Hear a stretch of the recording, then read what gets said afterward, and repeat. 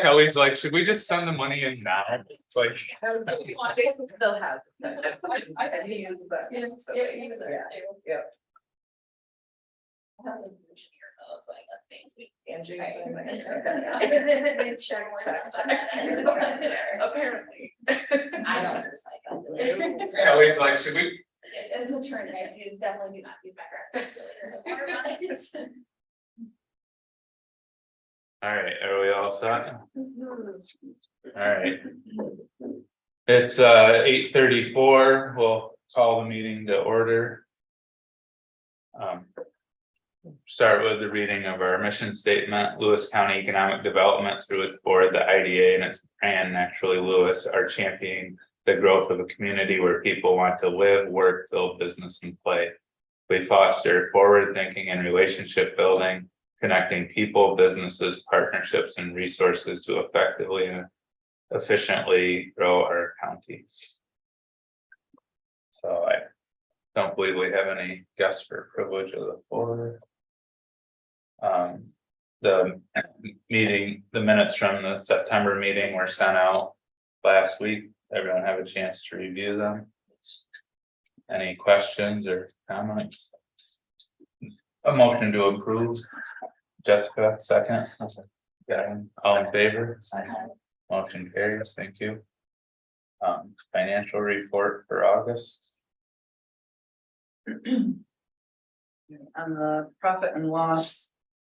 Biggest notables on this report are on the revenues fees line. Blow that up a little bit here. We've got 6,200 on that line.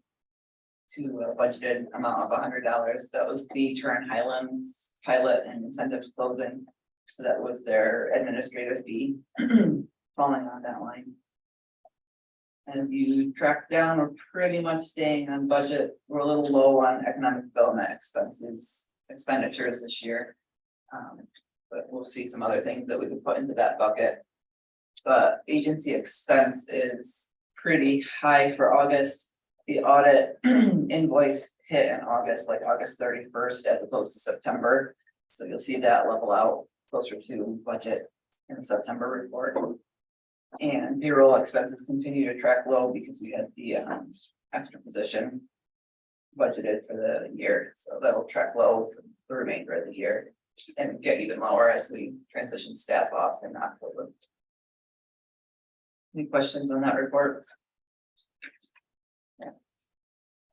The balance sheet, things I wanted to point out there are, you'll see the checking and savings line kind of offsets the other current assets line. The changes in those two lines, dollar wise, negative 40,000 versus a positive 22,000. That's the Tug Hill Artisan Roasters loan coming through. So it came out of our loan account, but it comes on our books as an asset. So that's what you see, those changes. You see on the accounts receivable line right in between those two. Most of that is still that Damagala pilot fee. We haven't closed on that yet. So I continue to reach out about once a month to see when we're closing. One other notable is on the accounts payable line. That's a little higher than you normally see. That's the invoice for the audit. Mostly, like I said, it hit at the end of August and then got paid in September. So you'll see that come down. Questions on that report? Really, other than those things running pretty steady. I think we've got that for this, yeah. Biggest. Can you go up just a little bit, Kelly? Biggest one is the loan check we wrote for the loan, and they're actually paying that back faster than the invoicing that we're giving them. So that's nice. We've got a couple payrolls in there, but other than that, minimal expenditures in August. Any questions?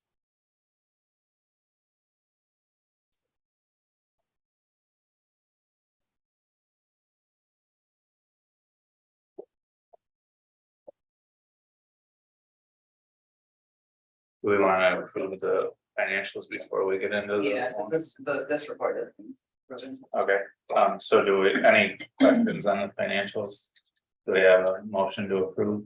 Goggin, second by Mackenzie, any discussion? All in favor? Motion carries, thank you. All right, the loan fund status report for Q3 is up there. We haven't had a finance committee meeting, so I thought I'd present it here. You'll see, we don't have anything pending anymore. The Tubular and Roasters was written out of the micro enterprise bucket. And there, I mean, we've seen traction at the old jail for a while, but they're about to start on their Restore New York phase, that $1 million or close to $1 million that they have and renovations that they're doing with that grant. So you'll see even more activity there. So this is just playing a really, really small part in that overall project. So very few obligations right now. Tax Shack and Tubular and Roasters are doing a good job and paying back their loans. And Black River Valley Naturals and Snow Ridge for the groomer have been consistently on time. The one we need to talk about, and I think it's later on the agenda, is Second Place Beer Co. That's the brewery that's moving in where Skewed was. They went a little silent, so they're in the 0 to 30 bucket, but we'll discuss that later in the agenda. China, are all these loans at the same interest that we charge? We've generally written them at about 5%. That's what I thought. Okay, I think both of those, because they're newer ones, are both at 5. Okay.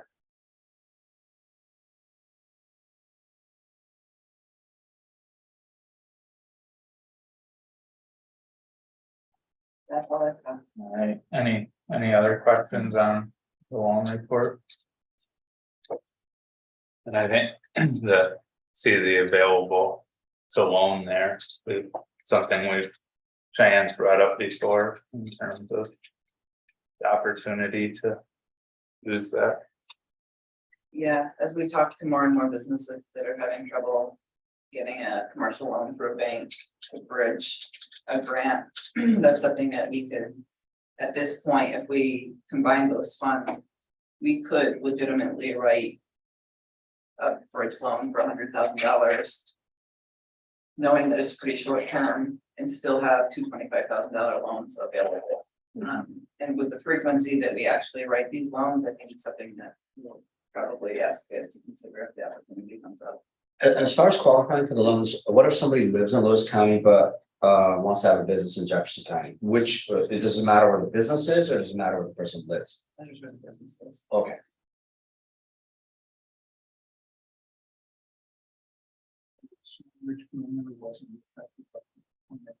The other room. Okay, I knew that one got wiped out. I didn't know. Okay. At first we thought it was ours. Yeah. Yeah.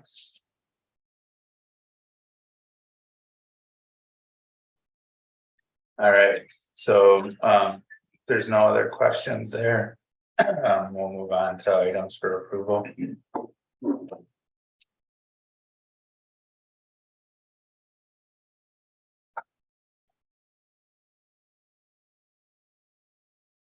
So this one is an easy one. I anticipate going on maternity leave mid-November, so we need someone in the office authorized to sign checks while I am gone.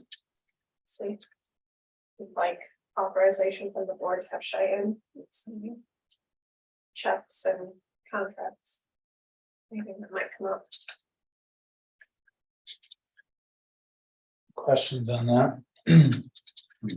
Have a motion? Sure. Goggin, second.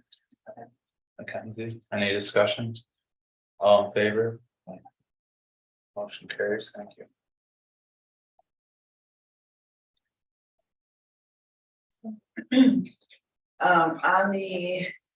With the transition of staff from IDA to Naturally Lewis, there are a couple items on our books related to employees' benefits, one being the HRA and the other being our PTO cash out. So once a year, we can cash out some PTO if we have enough and want to do that, so like 80% of normal value of that. We've got those on our books as liabilities, because at any point, somebody could decide to do those things.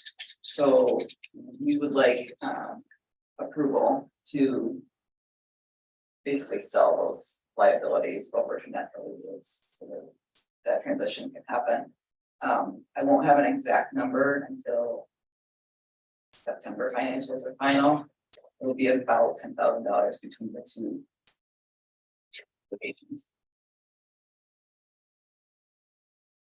I don't know if you want to give us a soft approval now or wait for the exact number, but either way, it's kind of gotta happen. And this was not in the staff service agreement that we assigned. Right, this is outside of the staff service agreement. So would this happen annually as well? No, this would be just a one-time And then deal it's- to get staff transitioned and then. Okay, that and it's transition theirs. takes over those things. Fine. So we have a motion. Sure. Motion from Guy and second from Jessica. Any discussion? All in favor? Aye. Motion carries, thank you. Another part of the transition, and Kevin, I'm hoping you can help me with this, because I have the third bullet point, have a couple emails out to you questioning this. Our lease for the building, the offices, is going to transition to Naturally Lewis. But for insurance purposes, they need to know like who maintains and manages all of the contents inside in case something were to happen. So right now, anything that's in the office has been purchased by the IDA or the chamber. Nothing large enough that's listed as an asset on our books, but just like, you know, we've purchased computers, we've purchased office furniture. So the suggestion from Bill Schaub with insurance is that we just enter into some sort of agreement between the IDA and Naturally Lewis that assigns all of those property contents over to Naturally Lewis. But my question for legal is because the IDA is like a pseudo governmental agency, are there any other steps we have to take? Like, can we just do that or? Well, you're at the bill of sale, two of them, one from the chamber to Naturally Lewis and one from the IDA. I think it was just a generic thing saying all contents are being transferred for $1. And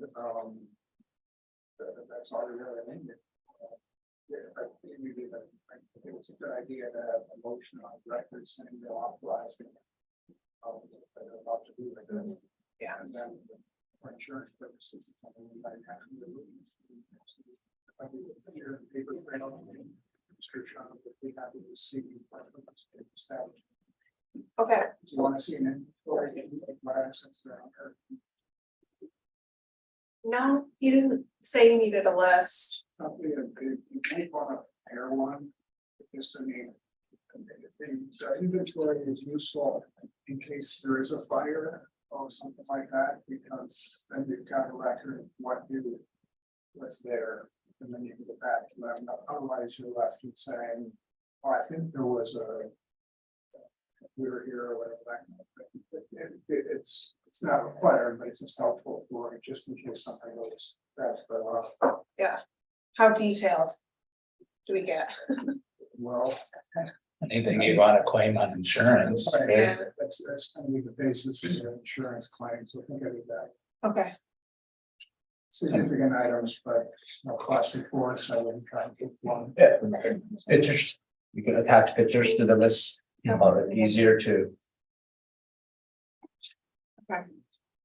And then I'll do it at the November chamber board meeting. Bill of sale, can that just be like a one pager? Really simple, I can. Yeah, I can do one for, yeah. It's really Okay. simple. There's nothing much to it. Okay. Great, So, one, so the chamber owns some contents as well. So Yep. it'd be an identical content yep, from naturally. yeah, I'm thinking of like the printer and the copier, is that covered by insurance under? We rented. I was gonna say that it was owned or leased. least, yeah, So they're already, there's probably, well, there's something covered in that lease if something were to happen, but yeah, I'll check with them and maybe we can get that switched over to naturally Lewis too, just so it's, Yeah. all in one spot. Yeah, we're gonna have to. Okay. Any All right. questions on that? yeah. So do we have a motion to move forward with a sale to Natural Lewis for $1? Mackenzie, all in favor? Or sorry, second. All in. Got it. All in favor? Okay, motion carries, thank you. All right, second place beer co. All right. I'll start and then you can call me. So second place Beer Co. We signed contracts with them in what month was that? June. So June, we gave them a 3-month grace period for any payment towards equipment and the building lease to September 1st. He started work on the building and I listed in my report here. He started work on some equipment as some of the fermenters were not up to code. He's gutted the office and bathroom area. And he's working on obtaining the liquor license by the end of October. But there was like a month and a half in there where he kind of went radio silent and we didn't hear anything from him. September 1st came, we didn't receive payment. Mid-September came, haven't heard anything from him. So finally, we did hear back from him after multiple emails and phone calls and contacting his attorney as well. And after Shai and Troy had a discussion, he had asked for another 3-month grace period on his payments. And so we went back to him and said, in order for us to bring this to the board, for the board to consider, we want you to pay $2,500 as like a deposit to show your commitment to the project. And give us the reasoning as to why you've been radio silent for 3 months. And basically, he stated that his financing for the build out ended up falling through. There is some confusion with codes department on what he's trying to do, which seems to be a common theme throughout the county. So I did get a little clarification on that. So because he plans on having tasting down there more formally than Steve did. Codes is going to consider it a brew pub use. For the building permit, which means that it's not the same use as it was before, so they have to go through a special permit process, which is a site plan review process. And I'm trying to get clarification from Ward on why they think they need to refer it to the county planning board. Usually that's reserved for projects that are close to a state highway or like close to an ag district or something like that. And that's not the case here. So I'm thinking it's because it's a special permit that it's gonna go to the county. That usually doesn't hold it up for very long, but either way, it's looking like it's going to be a 3-month process to get a building permit versus what we had anticipated was that he could just do the work. So that's, I'm annoyed, but I also understand that there has to be a process. But it isn't delay them for sure. Because once Coast decides that the use is what they think it is, there's no changing their mind. So he has agreed to pay the $2,500. And he is requesting extension to December 1st for his payments. Of course, he's only a month behind, right, in those payments for the loan thing, They were supposed to start September 1st. right? Yes. And that, is that total right about 2,500? Yeah. It's like 1,300 for, yeah, right? Yeah. So he's essentially giving us a month, Yeah, right? the deposit will be Yeah. a month, yeah. So this would make him whole, if we were to look at that, the loan payments versus end of 25, it does make September payments. Right, okay. we're back in the same situation we've been in as, we're. Like, we're not here to make it more difficult for, right, we're here to try to like.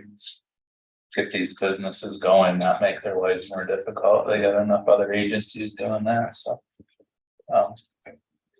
You know whether he started the site plan review application and that kind of thing. No, he went to file a building permit and that's when he got hung up with board on. Board isn't gonna give him a building permit because he's referring it to the village for a site plan or a special permit process. Has he done that part yet? I guess. I don't think so. He was waiting for us to help him understand what was going on and help him, but Just try to monitor that, I guess would be my suggestion, this is. Village is a bit unpredictable, as far as the village planning, like, sometimes they just in a rubber stamp mood, and sometimes they wanna go through stuff where they find people, I can't predict how they. We did also request weekly calls with him, just to make sure he's staying on track. So is he asking for a 3-month delay in just the payments or also in not accruing interest? he hasn't actually specified. So the way we worded it, I think in the original agreement was that the grace period. Yeah. So I think no interest was accruing, so I In the would. grace period, yeah, that's fair. So do you need a vote on it? What do we do? Yeah, we need approval to extend the grace period. Did he say where he is with the liquor license portion? He's been working with an attorney out of Rochester that I think was ready to move forward, but I have one that started, I submitted it in January, we still. really, They're flat out lying when they say that they're only, I don't know, do you have any going right now? Liquor license. Liquor license. So, one that we were waiting on for both person and Kirkman, it took almost a year. Yeah, I'm at 9 months right now, We so got- I just, we got Joe Griffel's office in there too. If we hadn't done that, I think we still be there. so that's something we have to consider in all this, like. How are you supposed to make payments when you don't have a liquor license?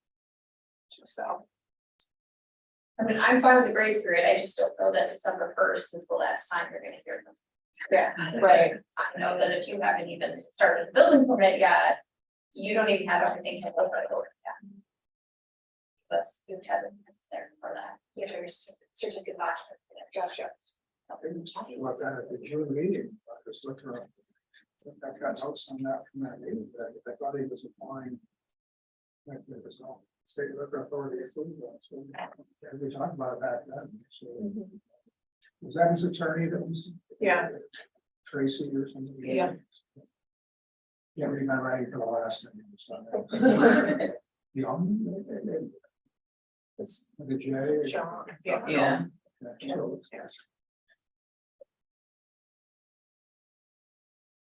Yeah, so we definitely can't promise this is going to be the last time he asks for a little bit of grace. And maybe we just need to get creative on what we're doing with the property in the meantime, but The loan payments are based on, what duration? the Equipment is 10 years. well, it's gonna let me pull it up. If it's not like VPN here. Yeah, you won't be able to. Yeah, Pull it up here. Pull it up here. But you think it's about 10? Yeah. I think they're both 10. 10-year agreements, maybe 15. For the building.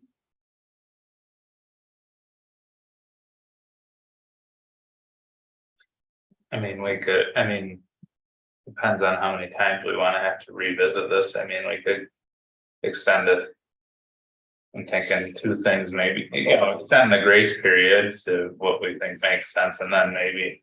Would it make sense to do something like interest only payments until the liquor license is approved or something like that? There's some sort of. you know, Yeah, use that as a yeah. mechanism for actually.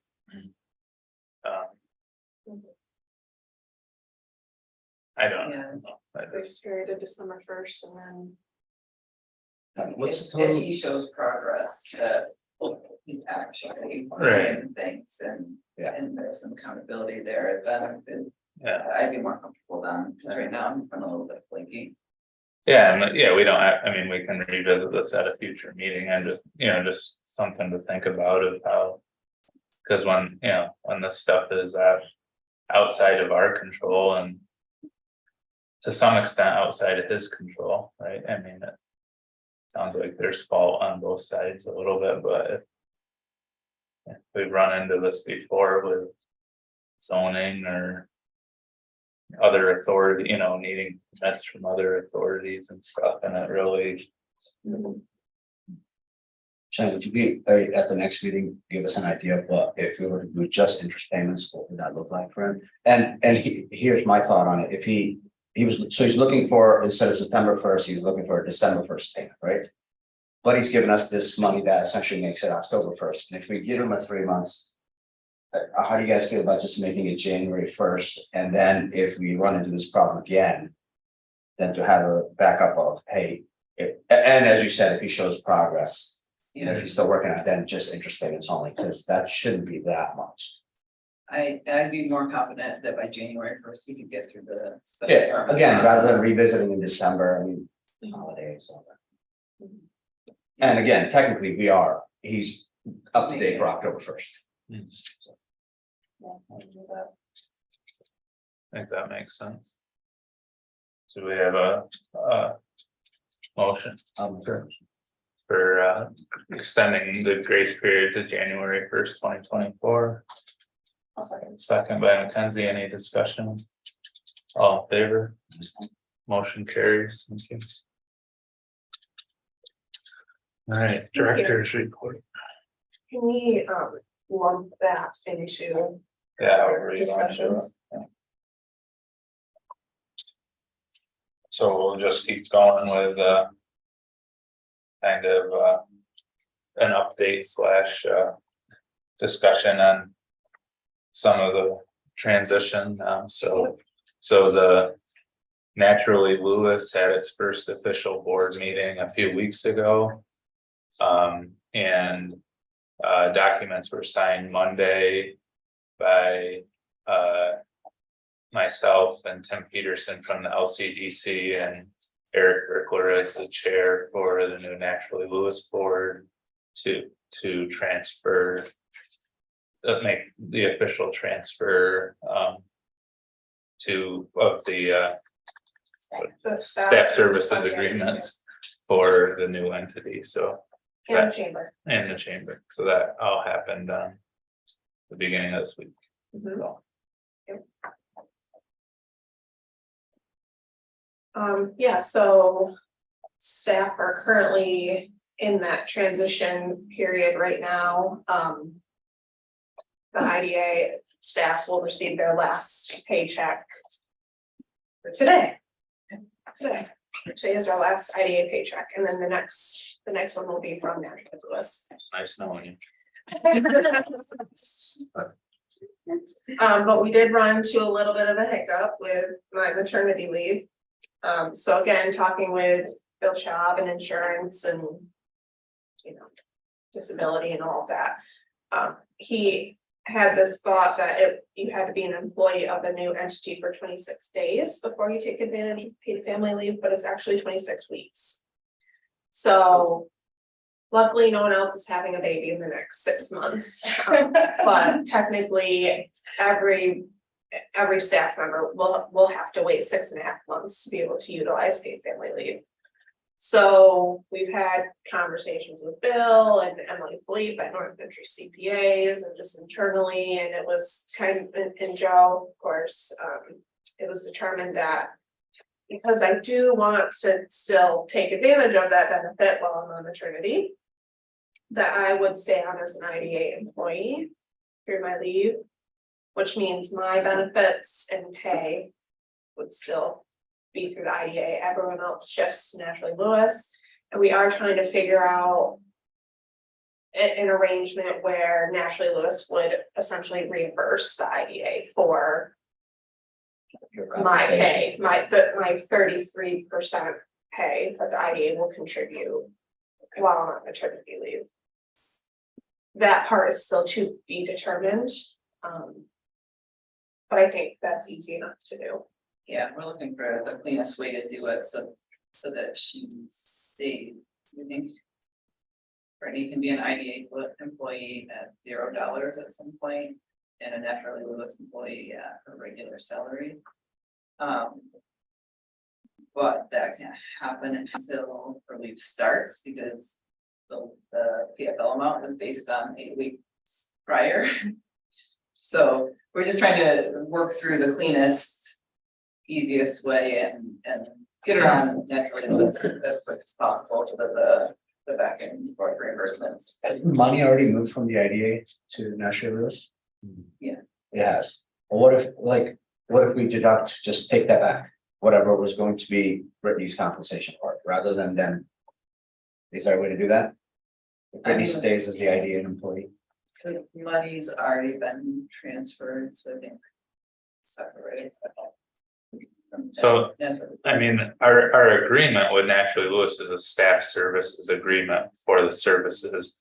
It doesn't define who the staff of Naturally Lewis is.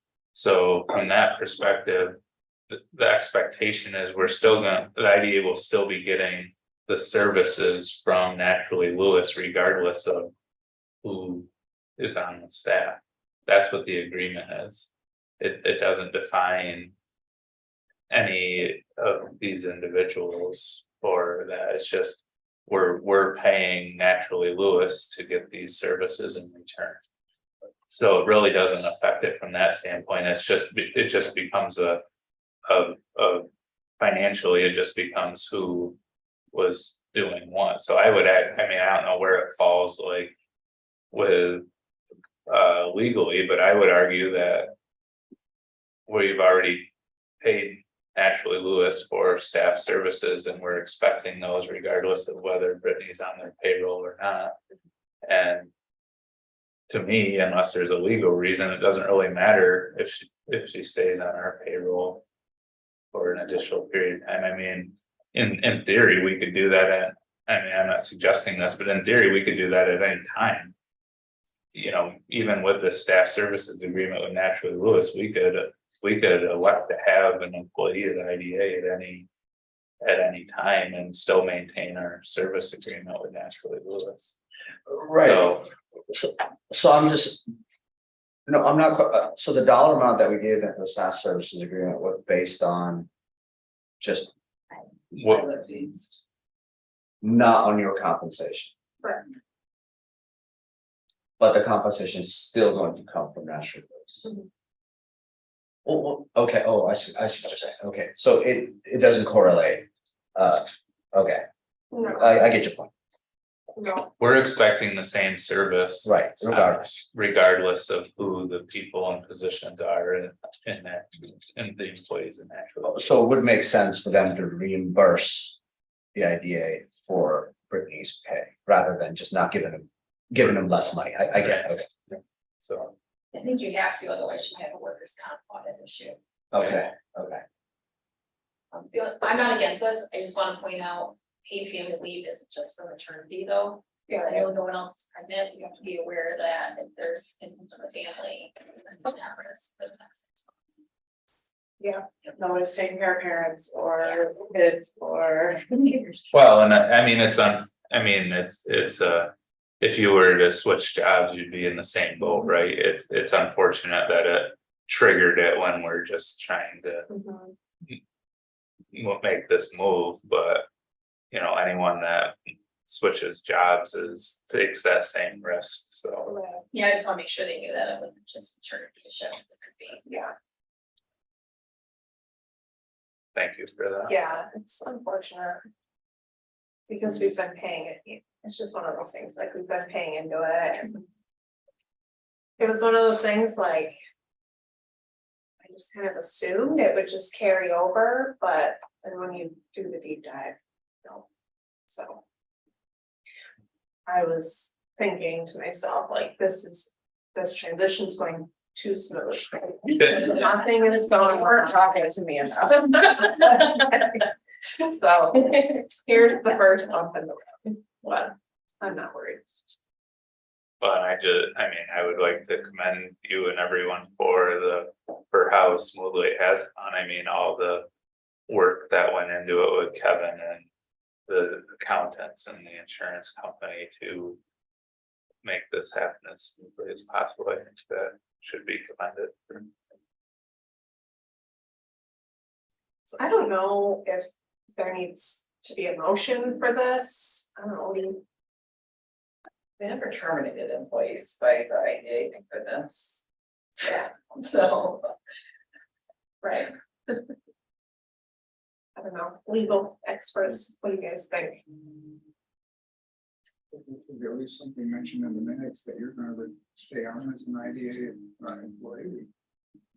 Until a certain date, I don't know what date tomorrow, but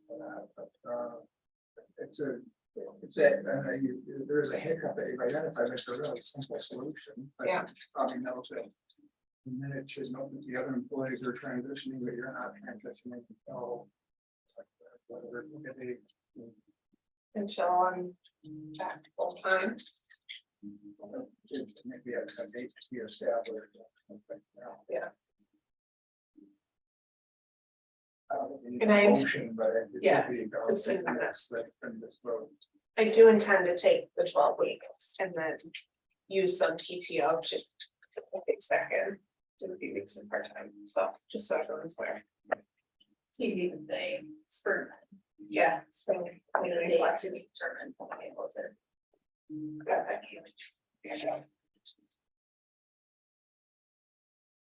Great. Great, and yeah, as Joe said, we had our first Natural Lewis board meeting this past month, and that really was mainly procedural, just approving agreements and bylaws and committees and planning staff and having a little bit of discussion, starting the discussion on strategic planning with that board and what's the role of that board versus all the other boards, which brings us into today's discussion. Wanted to start that discussion with this board. Now that Naturally Lewis is the economic development agency for the county, the IDA has the opportunity to really clarify its role in the community. So kind of bring those slides up. So just to backtrack a little bit, back in 2020, this board led the strategic planning process for an economic development strategy for the county. And that really was about economic development as a whole. Oh, by the way, we're also the IDA that does IDA things. So now with this transition, Naturally Lewis is taking on some of those broader efforts, and it's time for us to kind of go back to that clarification stage and figure out what is our role as an IDA in Lewis County and what do we want to focus on. Next slide, please. So for today, I want to start the discussion on revisiting the role of an IDA per the New York State law. I want to start the discussion on us identifying what is the key work that we do in the community as an IDA. Start the discussion on, we're going to need to adopt a new mission statement that's IDA specific. And then talk a little bit about what is the focus of IDA board discussions.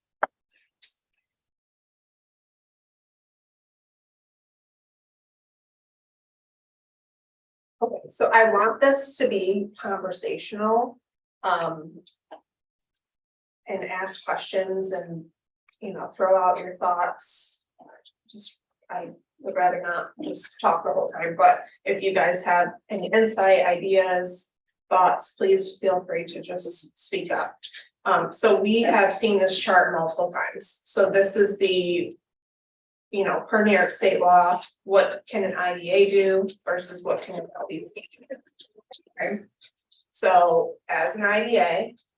And Cheyenne and I tried to look up the actual law of IDAs yesterday, and we felt that this chart it just summarizes it way better than the law actually does. So as an IDA, we can buy, sell, and own property. We can own property tax exempt. We can offer tax exemptions, and that includes the pilots, the mortgage recording tax exemption, and sales tax exemptions. We can borrow money. We cannot grant our own funds. We cannot loan our own funds. But we can establish outside loan funds. So like, this is our small business revolving loan fund where those funds came from USDA. We cannot purchase or lease municipal property without an appraisal, public notice, or bidding. We can issue debt through bonds. What's the bottom one? We cannot issue debt to nonprofit projects. Keep it, stay up there. Okay. Any questions on this? Pretty clear on what we can do.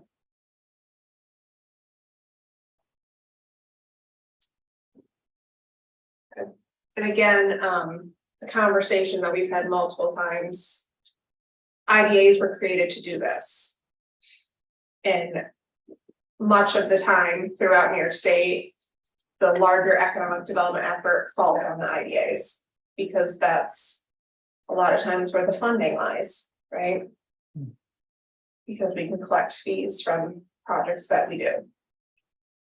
And like we've talked about for, you know, the last year more so, but all along is the opportunities here with this transition and taking some of this other stuff off our plate that's moving to Naturally Lewis is to really focus in on effective and innovative ways to do what we can do. Mm-hmm. So, you know, I think we've already been, you know, shown some good foresight with like our solar policy and some of our efforts around building develop revitalization, but you know, going forward, it's the opportunity for this group to really dig into that part of it. No, you know, with the focus on the tools we have available to us. Mm-hmm.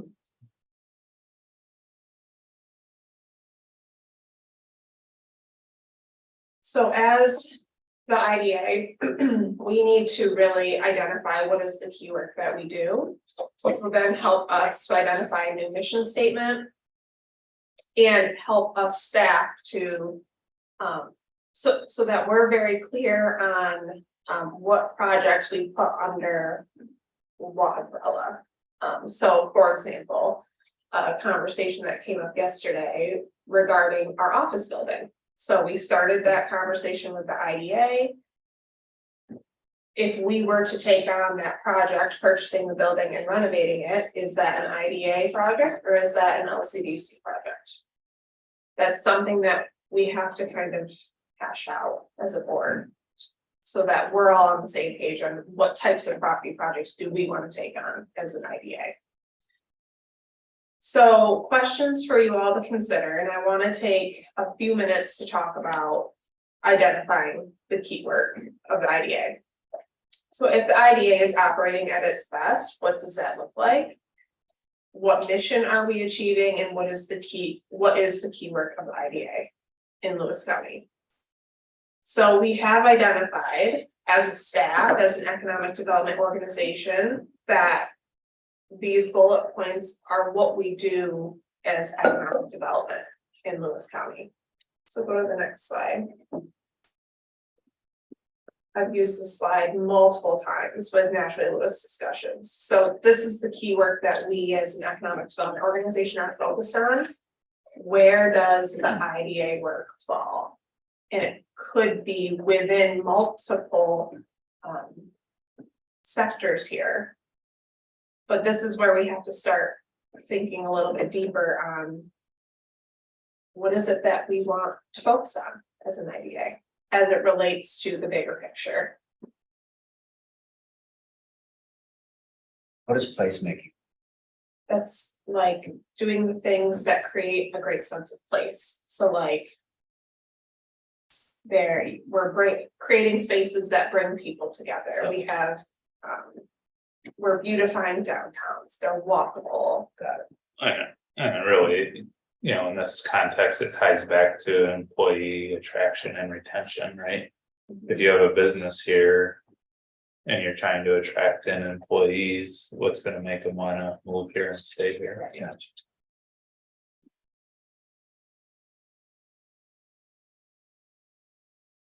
So we're just trying to figure out what the IDA would be responsible for, and what the chamber would be responsible for. I would say we start with the IDA. Okay. I just like looking at this, there's a few that I feel like would go under the chamber rather than. Right. For us, Right, like the marketing clearly, and the tourism and. so membership is a chamber function, right? The IDA has nothing to do with administering membership. So I think that's a good starting point is, or, you know, weed out the ones that we don't have and, or kind of circle the ones that are in our boat and then flesh those out a little bit more with a few, like, back to the previous slide, the key work and what does success look like if we define within these where our role is and then flesh those out a little bit more in terms of how we see ourselves being successful and doing those. Do you wanna bring up your thoughts on this, Guy? To rethink it. So I was trying to approach it from that table that we were just at a minute ago. And each of those things that the IDA can do, almost drawing the line, because worksheets come home and they have to draw the line between the stuff on the left and stuff on the right, like. How does buy, sell and own property, which one of those key work areas does that connect to? And how do we operate there? And go down kind of through that list that way. How does our ability to offer tax exemptions, how does that fit into the key work we're doing?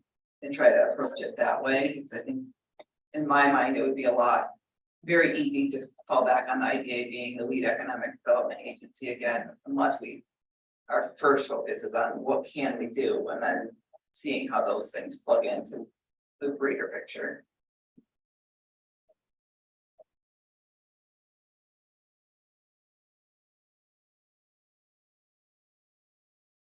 Thanks, Kelly.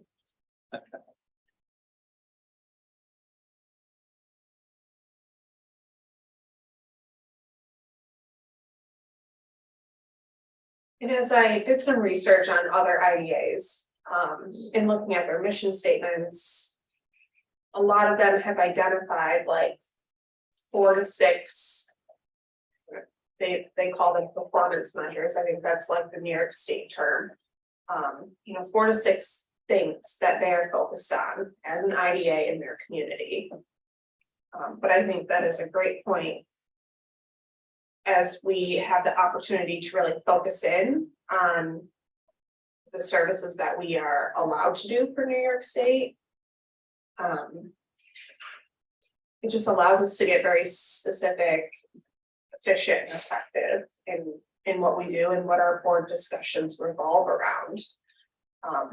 Whereas before it was very like, I'm trying to fit in everything that we're doing in an executive director's report, from IDA to broad economic development initiatives, and we're just kind of touching the surface. Whereas now we can really dive deep into IDA functions.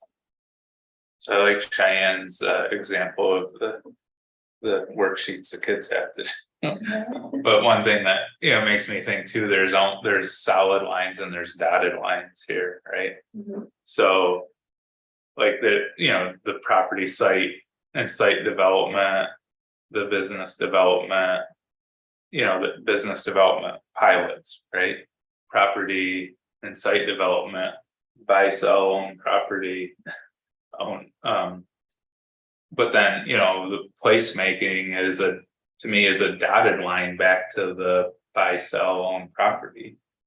In the sense that, like, look at, what's going on with some downtown stuff right now, and that's, again, it's keeping in mind that Naturally Lewis is now the lead organization on, working with the county on downtown revitalization funds and stuff like that. But that we still have tools that can be part of that when appropriate. Does that make sense? Things like events and collaboration, is that something, I mean, we do those things, but is that something we can share the responsibility of with the other? Yeah, that's Naturally Lewis. Yeah. Yeah, I think back to the dotted line, the only thing there would be our collaboration with communities now is this group is in our pilot policy, right?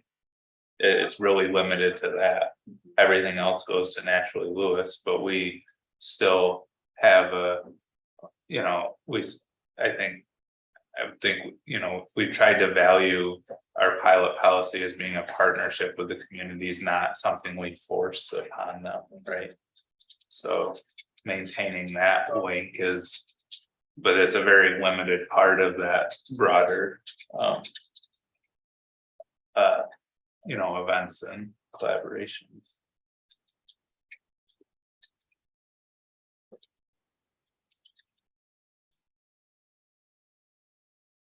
Feels like we're more the top of the property lit development, the business development, tourism. I know is kind of everyone kind of has their cut of that. Basically, the development pieces. Yeah. Is the IDA. So. Focusing on utilizing our tools to achieve. These types of developments within the community. And it could be. We could have a bullet point for each of those, so like.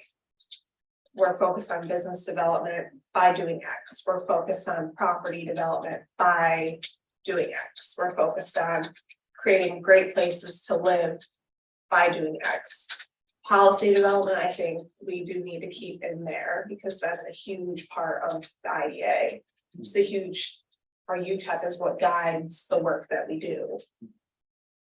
And as if the broader economic development efforts of the county identify the tools we have as a mechanism for moving a project forward and essentially make a request to the IDA to use one of those tools, we should be able to use this as a kind of a check. And if that aligns with our, with our mission, right? So. They can do everything essentially other than offer tax exemptions. The LCDC, Right. or the local developer. So, But they don't have funds. Right, because they can't offer tax exemptions. right, so. It seems redundant to me. In the fact that. If we. Like, it make more sense to me. If the meetings that we would be together as projects come down. Because at the end of the day, we're just a funding source. Everything that we can do, they can do. So I guess I don't understand, or I don't, maybe you can help me. What, other than the tax exemptions and funding, why would we make decisions then that they can make anyways? Like, I don't get it. Yeah, But why not do it together? Is my point. Like, why not just have it? Okay, this requires a tax exemption. We can take care of that.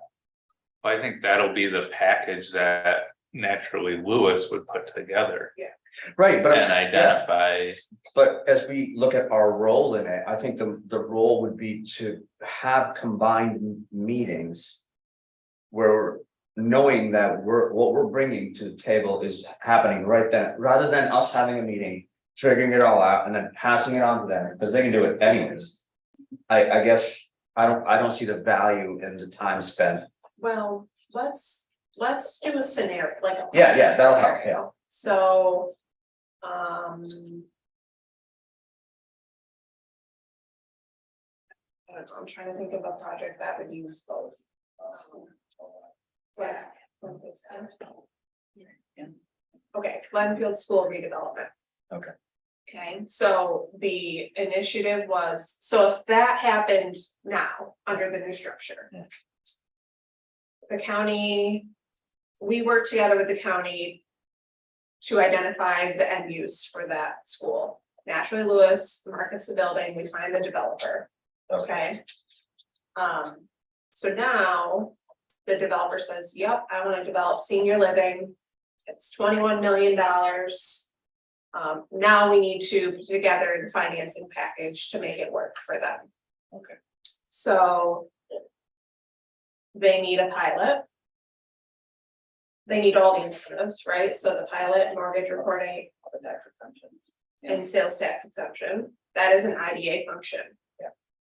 They might apply for $100,000 grant through the vacant property revitalization fund, which is something that's housed under the LCDC. Right.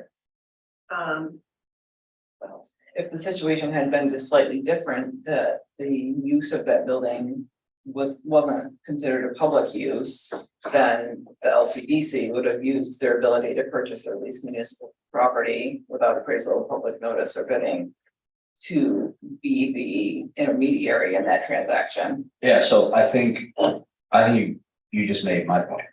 In the fact that if it requires both. Does it make sense to sit at the same room and utilize the same time for the same projects and go, okay, now the idea, what do you think about the tax exemption and whatnot, rather than us separately doing that and then them working on it, and then we have to go back and forth with you guys. Yeah. Just the thought to in the name of efficient it, and then anything that can come up right then and there and be taken care of because you're there. Yeah. That's all I'm saying. Yeah, in Jefferson County, that's exactly how they do it. They have their 7-person IDA board. Yeah. And then they have 4 more members that are there, and then their LDC board is those 7 members plus 4 or 5 others. Yeah. So they do the IDA meeting, gavel in, gavel out, do the LDC meeting. And everyone's involved. Yeah, it's from an efficiency standpoint, and then it ends up actually offering more clarity to our role as we go through it. That chart is awesome. But like, I think, yeah, I think as projects arise, Gagan, that makes a lot of sense in this partnership we have, but we are still gonna, and Brittany and I have talked a little bit about, do we need monthly meetings now that a lot of what we were doing is shifting, but a lot of it's still gonna be kind of as needed, right? Because if we have a developer waiting for a pilot approval. Yeah. We can't put them off 3 months because we're only meeting quarterly. We would need to have, so. I don't think there's a mandatory that we meet every month, There's not, but I think we but will need monthly meetings. for at least for the foreseeable future. I wasn't saying we should get rid of ours. I'm just saying, depending on time, we may need the combined meeting more often than not. Maybe a quarterly one. I don't know. Can you run 2 board meetings simultaneously or the? Well, like the Jefferson County example is they go through one. And that meeting start to the next one right after. And then everybody's in the loop because they're all there. Right. Like rather than the messages going back and forth, all the work you put in to get this information to us. Yeah. I mean, I can commit to another meeting if I need to, but because I think it'll just make it better use of time. Well, and these meetings should get shorter, right? Like we should have shorter IDA meetings. So even if we have 2 meetings back to back, the total amount of Agreed. time should be Similar. And you can do 2 meetings at once, just gets a little confusing about who's speaking and who's voting on which one, but you can do it. Well, we can have the cool people still on the There you side. go, right, exactly. Haley, don't worry about the minutes, they're gonna be great.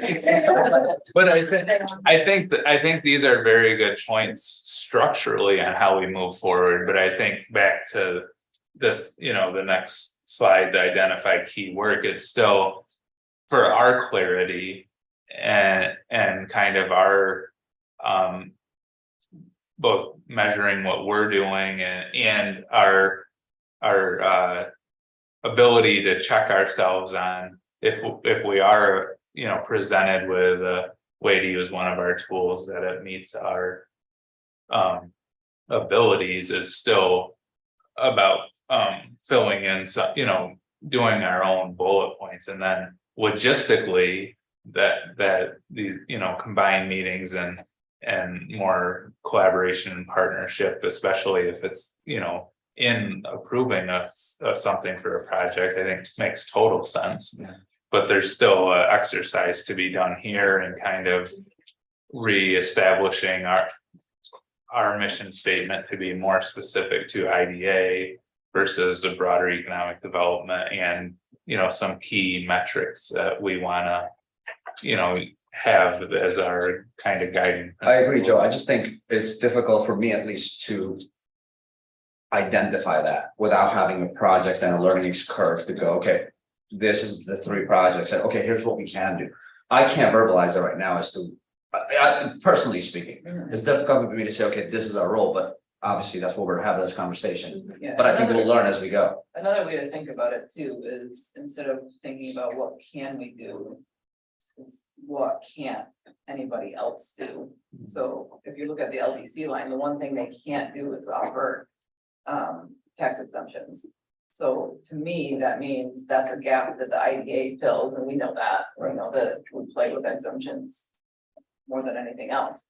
So, I mean, we definitely have an opportunity to do even more and even better there. I think about some of the things we've started to dabble in, even without a great deal of focus with community fund and finding ways to, maybe that's not an exemption, but when a project comes our way, optimize the money that's going to come in. So maybe some of it's pilot money, but work with the communities, community collaboration, and find the best way to bring that money in that's most beneficial to the community.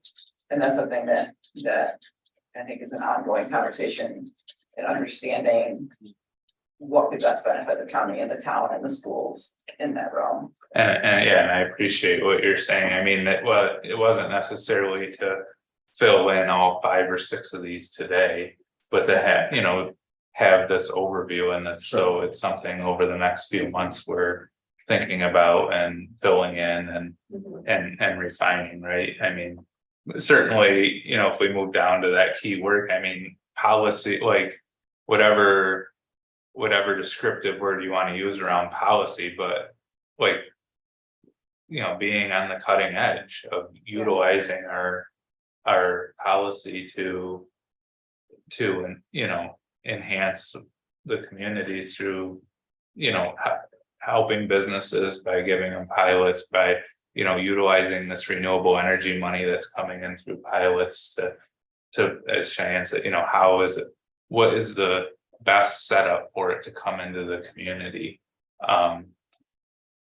As a total, amount of money that developer is going to spend here. What's the best setup for how that comes in? And we've done some of that with our solar policy, with the community, with facilitating discussions around the LCDC having the Community Economic Development Fund, so we can continue to, have that, be cutting edge, for lack of a better word, on what we, how we do Yeah, that. and just to give a few other examples, so there are a lot of things that both entities can do that are similar, right? So when we think about property development, like we can each buy, sell, own property.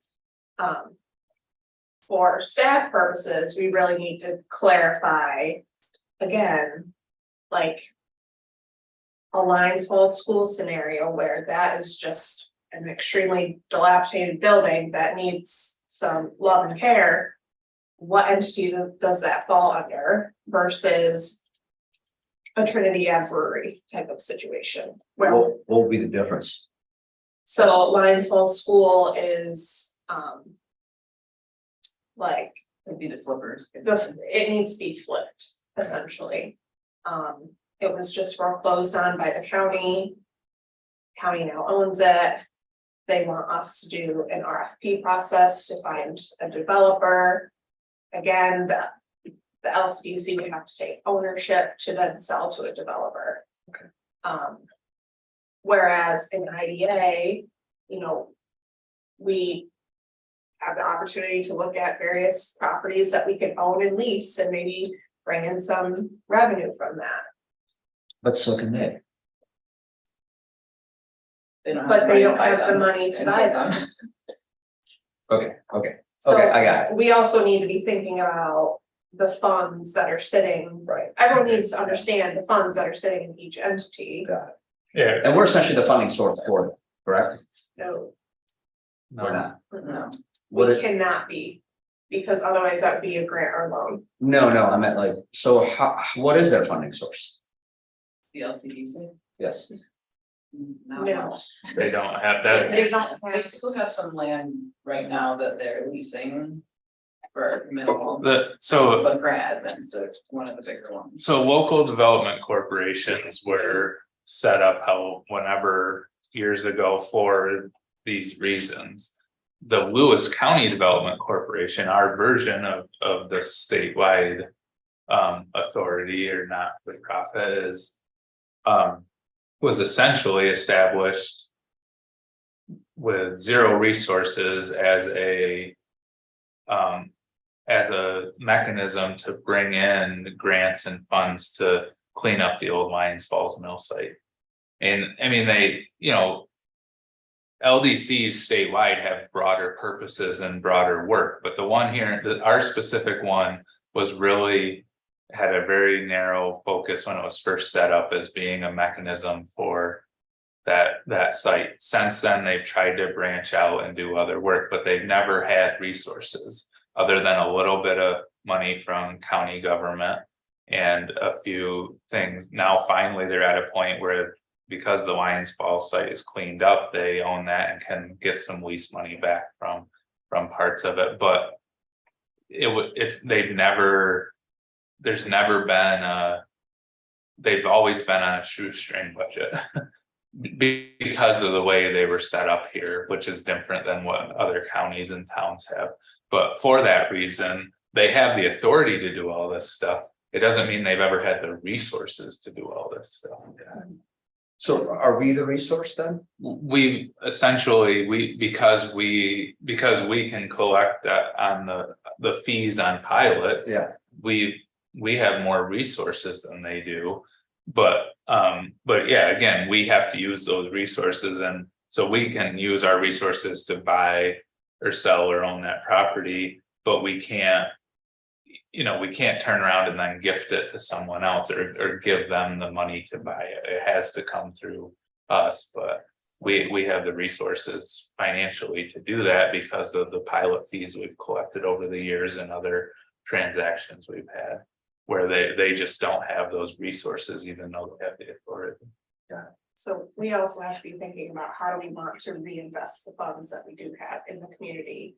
Seeing as though we can't loan it to businesses, we can't grant it to businesses. Right. So how do we want to reinvest those funds back in the community? And that's been kind of the ongoing discussion. And because some of these renewable energy pilots have had large administrative fees attached to them and stuff, you know, it's that thing about the decision making around using money when you have it versus when you don't have it. If you don't have money, like the LCDC hasn't had money, so it's very easy to figure out how you spend your money when you don't have it, right? It's the highest priority. You pay that and you move, you keep scrapping away. When you have money, really being strategic about how you invest that so that it's gonna be a return, right? It's gonna accomplish our goals in economic development. It's gonna help sustain our organization is almost more of a challenge. Could we just thinking out loud, could we issue debt to the LDC?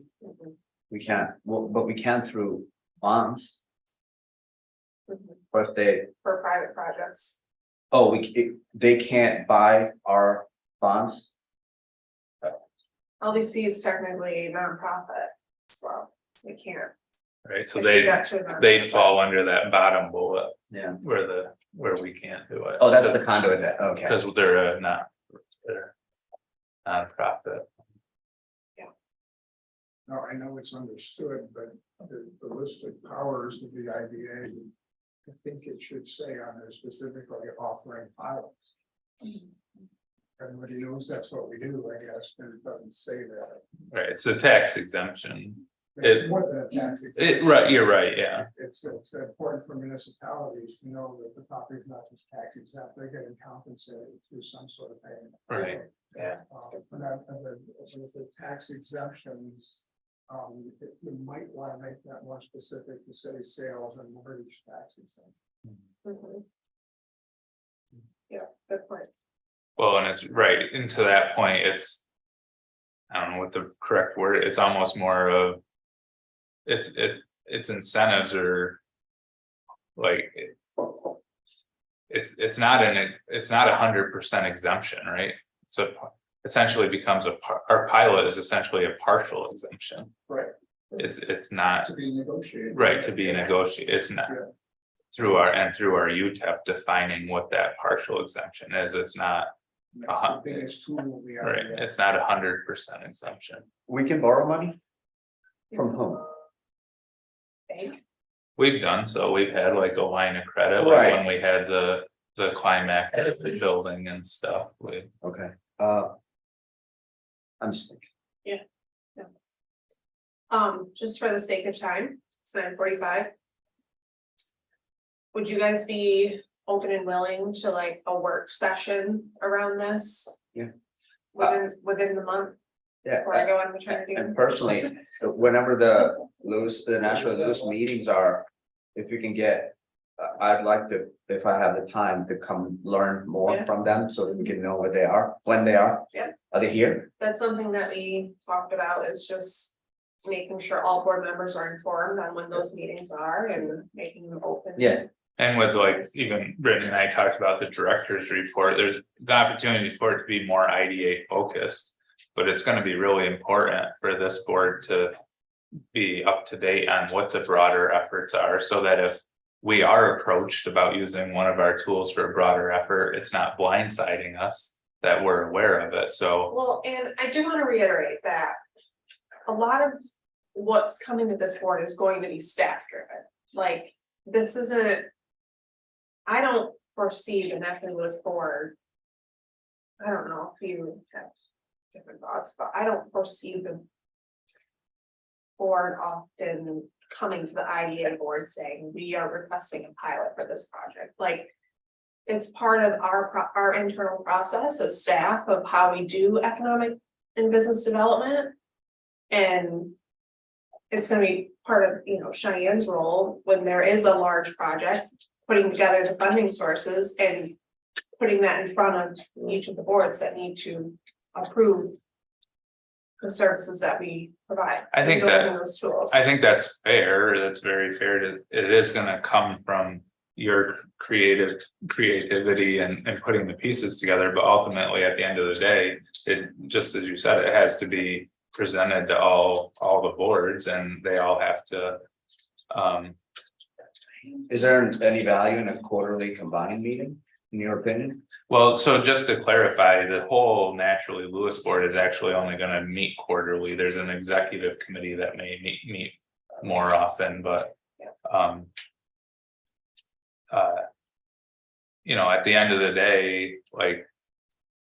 We take the recommendations of, so the scenarios plays out for the certain project, and those recommendations are brought to us. And we have to approve it, right? If it's if one of the mechanisms is a pilot or us buying a piece of property or something. Then we have to approve it. Not saying we're gonna give like a hard time about why we would approve it or not approve it, but it's really still not- gonna be understanding. Yeah, I don't foresee it as being too different than what we've already been doing. other than things like our entrepreneurship program and marketing efforts and membership, like that's all moving up to the Naturally Lewis board. We report on those things to them. For this board, we report to you all on the IDA specific services that we're providing our communities Right, and Brittany, how but we're using them. essentially, and tell me if my line of thinking is wrong, as their funding source, pretty much, right? Does it not fall upon us to be completely aware of those decisions that are being made, or doesn't matter? We're relegating that to them. And without like, and just, that's not our responsibility, is that, I mean. I'm just thinking Most about of the it, decisions to be made are going to be at this board or the LDC board. Like I don't foresee.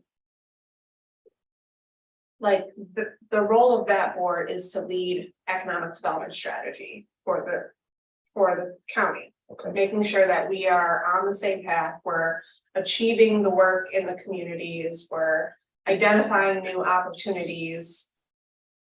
The IDA and the LDC are the ones that are actually approving project services being used towards a project. The Natural Lewis board doesn't have that authority. okay, So if we end up building a commerce park and attract a manufacturer here, they need a pilot and the other exemptions. Like everyone will be aware of that project coming through the pipeline, but the role of this board is those things. Okay. The services that we would provide to Okay. that project. Yeah, and it's all still working itself out, right? Like the Natural Lewis board isn't gonna be approving something like in the formal way we approve a pilot.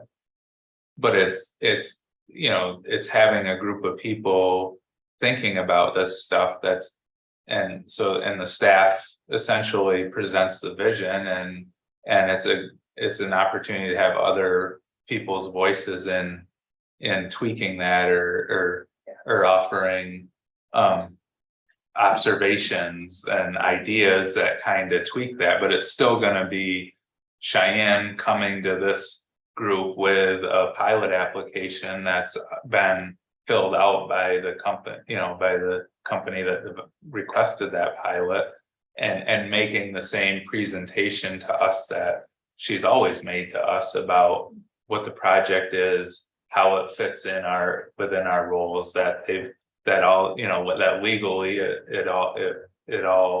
the boxes are checked that they're eligible for that pilot. And then we have the same discussions we've always had or do we, like, generally we pretty much we go along with it because all the critical work has been done, right? But occasionally we offer some suggestion, like today, of tweaking the date on the grace period of making, trying to make it workable. So we have, so I still think it's the staff bringing us that with the majority of the work done to make sure all the legal parts are covered and all that.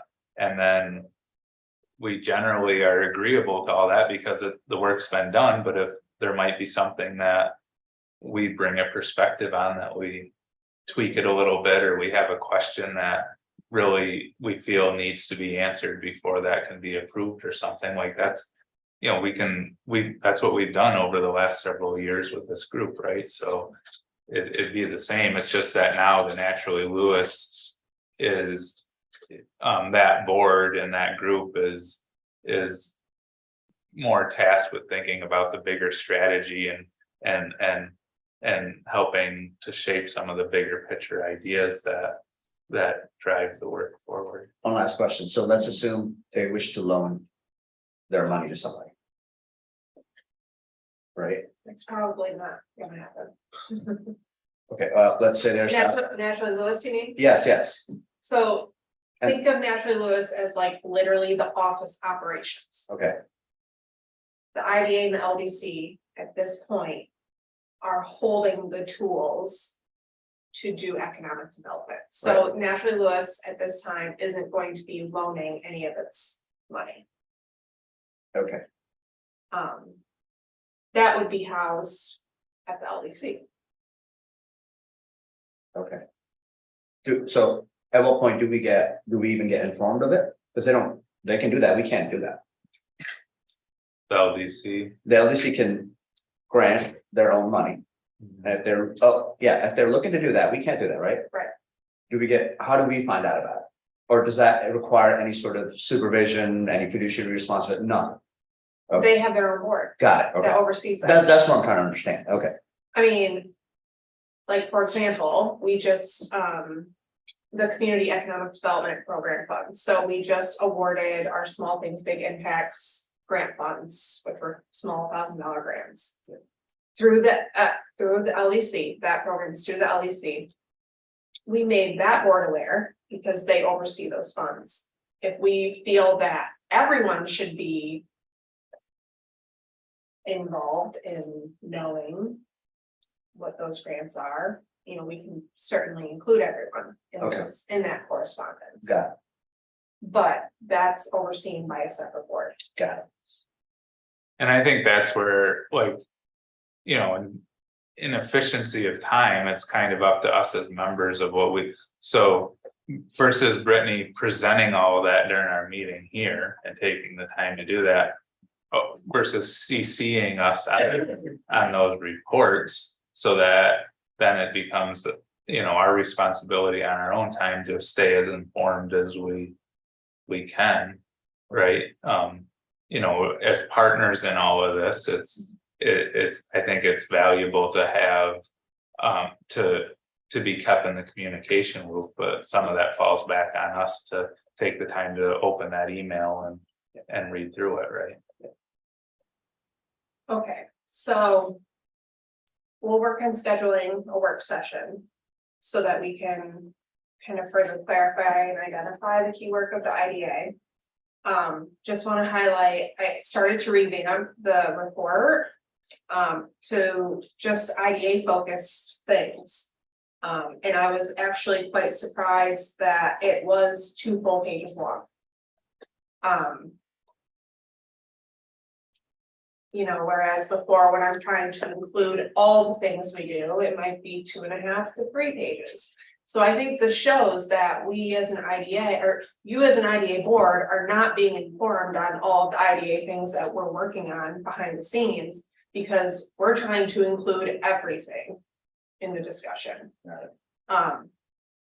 So as we identify the key work, which will in turn help us to create an new mission statement, this report, in my opinion, should be focused around the role of the IDA. Because it does not make sense for me to be reporting on all things economic development to 4 different boards. If that makes sense. Does it make sense to do, I'm imagining things in the future, maybe that there might be a monthly Naturally Lewis report that goes to all of the boards saying the IDA is working on these 2 projects here, the chamber's working on this project over here, LCDC's, just so that people kind of have a general idea of what projects are out there, just in case somebody from the IDA says, hey, that's an interesting project, maybe we can help with that. Not just a Possibly. paragraph saying, I just throw it out there for what it's worth, not the executive director. Yeah, possibly. I mean, that might be able to be solved through combined meetings, Yeah, I'm trying to like avoid a that. 2-hour meeting that IDA for the first. But IDA for the first hour, LDC for the second hour. If you wanna attend both, you're more than welcome, but. They have to stay 2 separate boards and I think, services are. yeah, I think to that point, Kevin, it's, it's yet a bit yet to be determined that, and like, I don't think this should become a huge burden on Brittany. But if she's still gonna be going through doing this for each of the boards, but it's gonna be a little more specific to that board. To me, what I'm hearing from Kevin, if that work's already being done and we're not creating more work, you just attach both documents to the email that goes out to us. Yeah. Or it's one document and it's very clearly labeled like IDA section and LCDC section, and then as we read through it, we can see, okay, here's our reading and our update, and then here's, other notes. Yeah. If that's creating a lot more work for you, that's something to revisit, but if you're doing that for these boards anyways. Yeah. To me, there's no reason of, Can't just attach sharing, the document. yeah, Yeah. to attaching the document to all the boards. Yeah. Okay. Thank you. We will continue these conversations. All right, We will get something scheduled within the month. so we do have a finance meeting and a regular board meeting on the bottom here, and then we'll. We'll try to get something together for a work session. And with that, if there's nothing else, we'll look for a motion to adjourn the meeting. Goggin, second, Jessica, all in favor? Motion carries, meeting adjourned, thank you. Thank you, everyone.